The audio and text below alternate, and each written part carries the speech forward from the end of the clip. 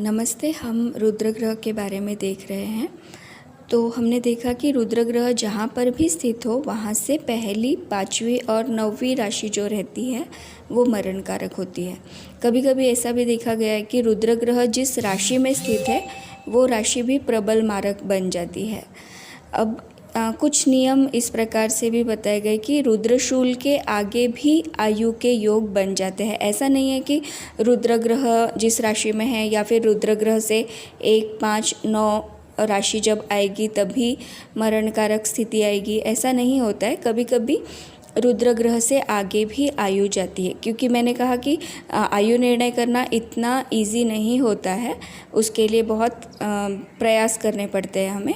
तो यहाँ पे हमें कुछ योग ऐसे भी प्राप्त होते हैं, जैसे रुद्र ग्रह शुभ युक्त यदि नहीं है, मतलब रुद्र ग्रह के साथ शुभ ग्रह नहीं है, लेकिन रुद्र ग्रह को शनि, मंगल और चंद्रमा देख रहे हैं, तब भी ऐसा योग बनेगा कि जो भी रुद्रशूल योग आया है उससे भी आगे आयु जाती है जातक की।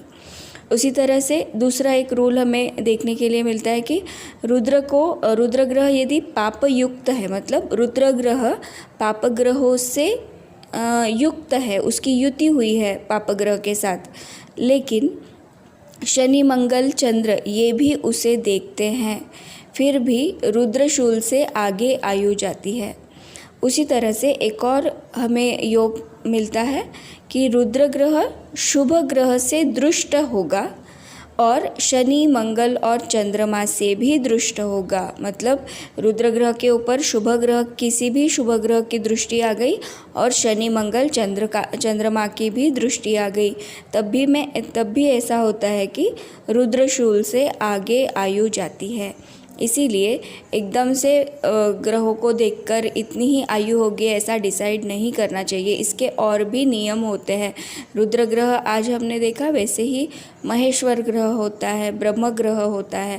पहले ही क्लास में मैंने बताया था कि ग्रहों के योग के द्वारा भी हम आयु देखते हैं, तो उसमें भी कभी ग्रहों की स्थिति अच्छी बनी हुई है तो आगे भी आयु जाती है, मतलब जो आयु आई है उसमें भी प्लस होती है आयु। तो कक्षा वृद्धि भी हमने देखी थी। तो बहुत सारी चीज़ों को हमें ध्यान में रखना पड़ता है आयु कैलकुलेट करते समय। एकदम से डिसीजन नहीं लेना चाहिए आयु निर्णय करते समय। Thank you.